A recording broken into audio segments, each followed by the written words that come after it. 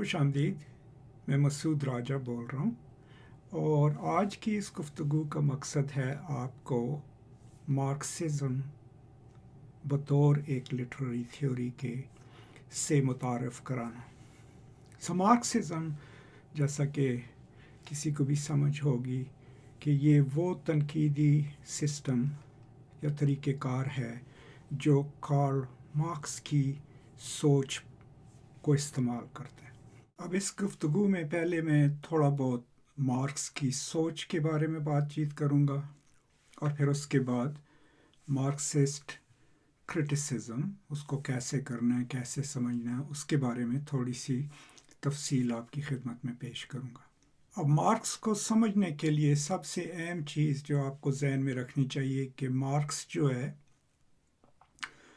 ज़माने और दुनिया की समझ उसके काम में वो मादइयती है, मटीरियलिस्टिक। इसका मतलब ये है कि मार्क्स ये नहीं कहता कि अगर किसी चीज़ को समझना है तो ये देखो उसके पीछे सोच क्या है, बल्कि वो ये कहता है कि जो मटीरियल कंडीशंस हैं, जिस हालात में हम लोग रह रहे हैं, वो हमारी सोच बनाता है। अब अगर ये चीज़ आप जहन में रखें तो आप मार्क्स का जो क्लास का कॉन्सेप्ट है वो आपको बेहतर समझ आ जाएगा। वो कैसे कि मार्क्स एक जगह ये कहता है, जो कि ये फ़िक्रा उसने फ्रॉइड से लिया, कि it's not consciousness that makes the man, right, but the material conditions in which they live. So idea ये है कि ये सोच इंसान को वो नहीं बनाती जो वो अमल करता है, बल्कि जिस तरह के माहौल में वो रहता है, जो काम वो करता है, जिन लोगों के साथ वो मिलता जुलता है, वो जो है किसी भी इंसान की सोच बनाता है।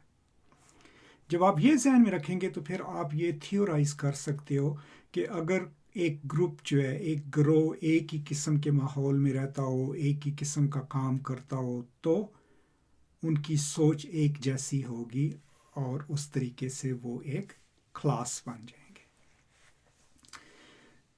ये है मटीरियल समझ, मटीरियलिस्टिक अंडरस्टैंडिंग।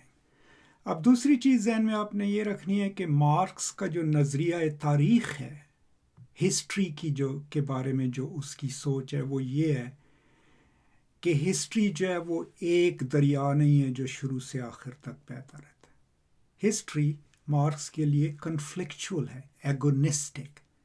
उसका मतलब ये है कि किसी भी वक्त, किसी भी दौर में मुख्तलिफ क्लासेस अपने अपने मफाद की जंग लड़ रही होती हैं, ठीक है।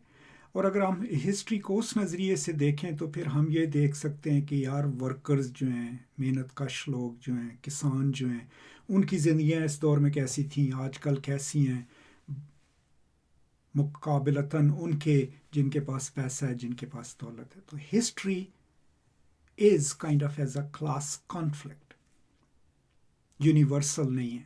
तो ये भी ज़हन में रखना चाहिए जब आप मार्क्स को पढ़ते हैं।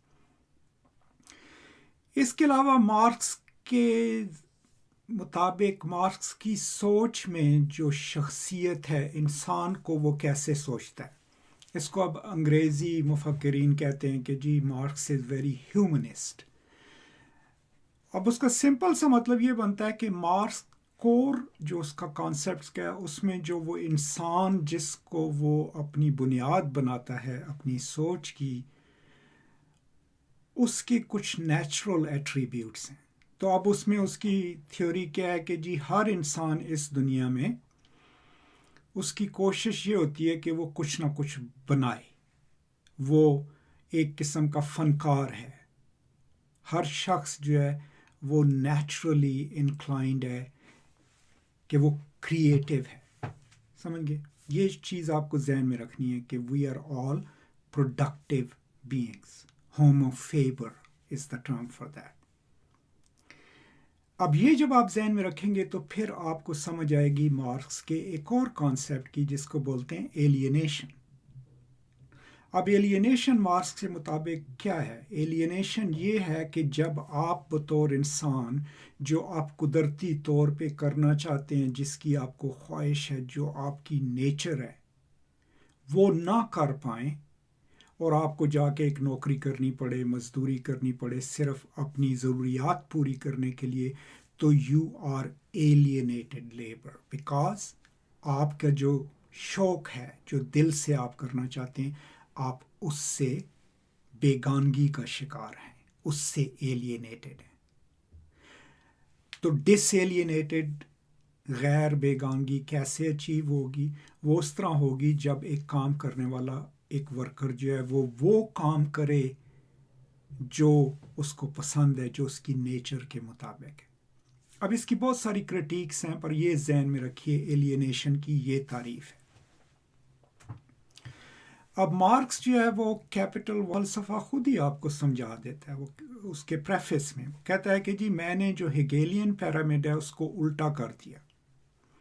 اب ہیگل کا پیرامڈ کیا تھا کہ یہ تھیسز ہے، وہ اپنا اینٹیتھیسس ڈھونڈتا ہے، ان دونوں میں سے جب سبلیمیشن ہوتی ہے، وہ کیا کہ دونوں مل کے ایک نیا آئیڈیا بنا دیتے ہیں، ہاں، وچ از سنتھیسس، اور پھر وہ سنتھیسس جو ہے وہ تھیسس بن جاتا ہے، وہ اپنا اینٹی تھیسس ڈھونڈتا ہے، اور اس طرح سوچ جو ہے فائنلی وہ الٹیمیٹ ٹروتھ پر پہنچ جائے گی۔ اس کو بولتے ہیں ہیگیلین ڈائلیکٹک۔ مارکس کہتا ہے کہ جی میں نے وہ ٹرائنگل جو ہے اس کو الٹا کر دیا۔ میں نے یہ نہیں کہا کہ ہم نے سوچ کے ساتھ سچ تک پہنچنا ہے، ایبسولوٹ ٹروتھ تک نہیں۔ Absolute truth is right in front of us. ہم اس دنیا میں رہتے ہیں، مٹیریل دنیا میں رہتے ہیں، یہ سچ ہے، رائٹ، مارکس کے لیے۔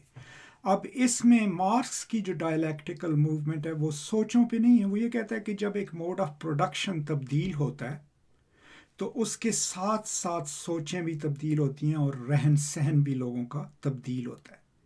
پھر یہ لوگ جو ہیں وہ کچھ کوشش کرتے ہیں تو نیا موڈ آف پروڈکشن آ جاتا ہے۔ تو dialectical materialism is connected to not thoughts but how mode of productions change. تو یہ تھی چند سوچیں مارکس کی اپنی سوچ کے بارے میں۔ اب اس میں کانسیپٹس کیا آ گئے؟ کلاس کا کانسیپٹ آ گیا، ایلینیشن کا کانسیپٹ آ گیا۔ اب آئیڈیالوجی، اس پہ میری الگ سے ایک ویڈیو ہے۔ مارکس کے لیے آئیڈیالوجی کیا ہے کہ جی آئیڈیالوجی ایک پردہ ہے جو کہ ڈومیننٹ گروپ نے بنایا ہوتا ہے، اور عام لوگ، محنت کش لوگ، مزدور لوگ دنیا کو اس نظریے سے دیکھتے ہیں، اس نظر سے دیکھتے ہیں۔ تو ریولوشنری ایکٹ کا مقصد کیا ہے؟ انقلاب کا مقصد یہ ہے کہ وہ پردہ ہٹا دیا جائے تاکہ لوگوں کو اپنی ایکسپلائٹیشن، اپنی زندگی کے جو مصائب ہیں اس کی اصل وجہ معلوم ہو، رائٹ؟ یہ بہت بڑا اہم موضوع ہے مارکسزم میں، جس کو لوگوں نے حل کرنے کی کوشش کی۔ تو یہ چند سوچیں مارکس کے بارے میں۔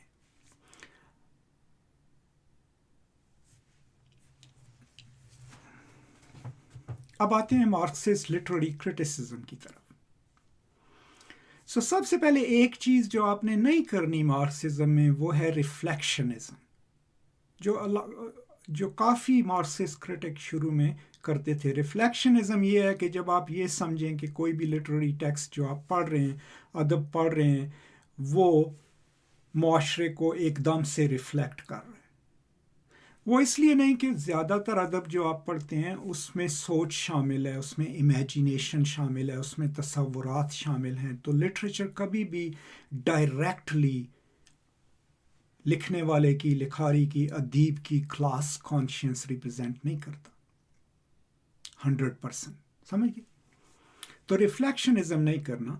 لیکن جب آپ کوئی بھی کتاب جو ہے اس کو مارکسسٹ نظریے سے پڑھنا چاہیں تو مختلف چیزیں آپ ذہن میں رکھ سکتے ہیں۔ سب سے پہلے آپ یہ دیکھ سکتے ہیں کہ یار اس کی آئیڈیالوجی کیا ہے، اس میں کیا چیز ہے جو ہر چیز کو ایکسپلین کرتی ہے، ٹھیک ہے نا؟ اس میں آئیڈیالوجیکل کانٹینٹ کیا ہے اس کتاب میں؟ راجا گیت بانو قدسیہ کی آپ نے پڑھی ہوگی،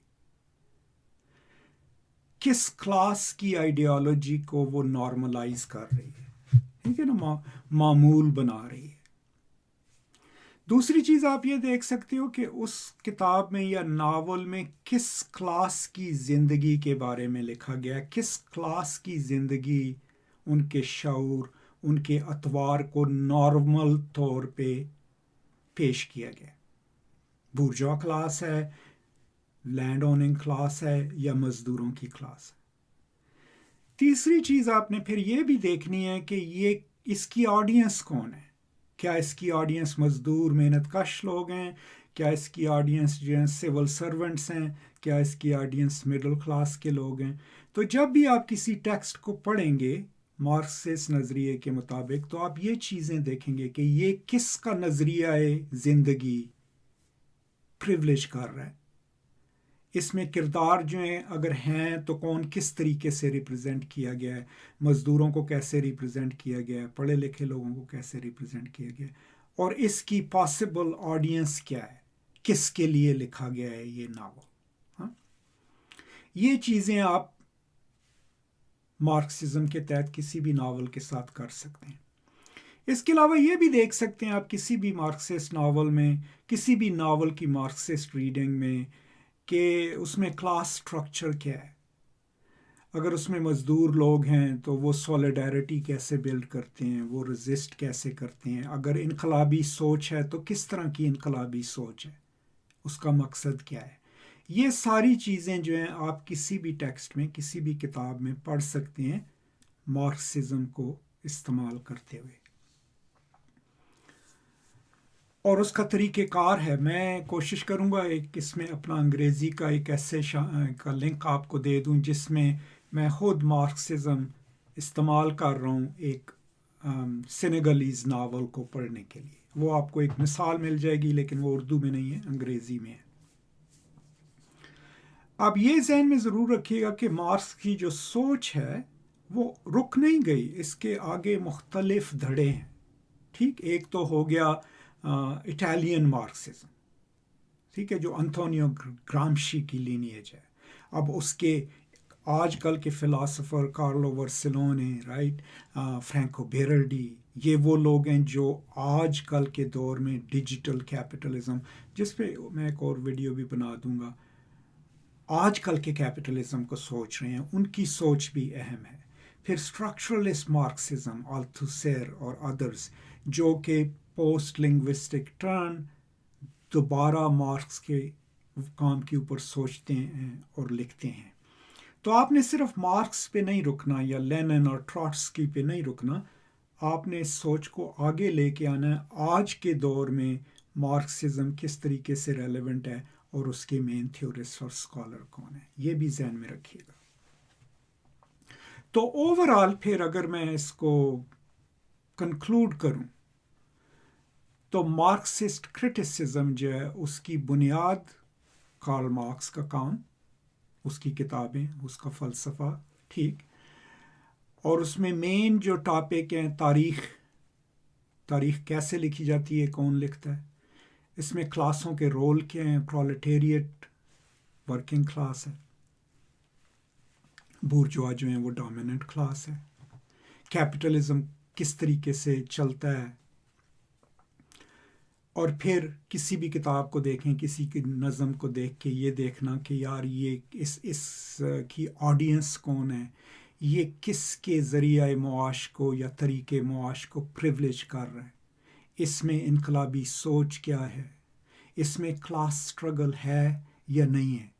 ٹھیک ہے، یہ ساری چیزیں آپ جو ہے مارکسسٹ کرٹیسزم کے تحت کسی بھی کتاب، کسی بھی نظم، ڈرامے میں دیکھ سکتے ہیں اور اس کے بارے میں لکھ سکتے ہیں. تو اب اس کا نتیجہ یہ نکلے گا کہ آپ صرف کلوز ریڈنگ نہیں کرو گے، آپ صرف یہ نہیں دیکھو گے کہ اس میں استعارے کتنے استعمال ہوئے اور محاورے کتنے استعمال ہوئے ہیں. آپ یہ دیکھو گے کہ اس ٹیکسٹ کا سٹرکچر کیا ہے اور اس میں کس طبقے کی سوچ اور کس طبقے کا طریقے زندگی جو ہے اس کو پریولیج کیا گیا ہے، اور اس میں کیا غلط ہے کیا صحیح ہے. یہ چیزیں اوورآل مارکسسٹ کرٹیسزم جو ہے وہ ہمیشہ میٹیریل کنڈیشنز پہ دیکھے گا کہ اگر اس ناول میں مزدور لوگ ہیں اور ان کی زندگی سخت ہے تو وہ کیوں ہے، اگر ناانصافی ہے تو کون سی ناانصافی ہے، کیا وہ نظام کی ناانصافی ہے، اور پھر کیا اس میں امید ہے دنیا کو بدلنے کی، معاشرے کو بدلنے کی، سیاسیات کو بدلنے کی. یہ وہ چیزیں ہیں جو آپ مارکسسٹ کرٹیسزم میں جن پر آپ نظر رکھیں گے، جن پر آپ سوچیں گے اور پھر ان پر آپ لکھیں گے. اب اس کے آگے پھر آپ کانسیپٹس میں بھی جا سکتے ہو، ریفیکیشن، ایلینیشن، ٹھیک ہے نا، آئیڈیالوجی کا کیا رول ہے. وہ پھر آپ کو ظاہر زیادہ پڑھنا پڑے گا، کچھ آپ کو اور علم حاصل کرنا پڑے گا مارکسزم کے بارے میں. یہ صرف ایک بنیادی گفتگو ہے جس میں خالی مین چیزیں جو ہیں ان کا آپ کے ساتھ ذکر کر رہا ہوں. کوشش کروں گا بعد میں تفصیلاً ہر ایک موضوع پہ الگ سے ویڈیو بنا دوں. تو یہی ہے میرے پاس آج.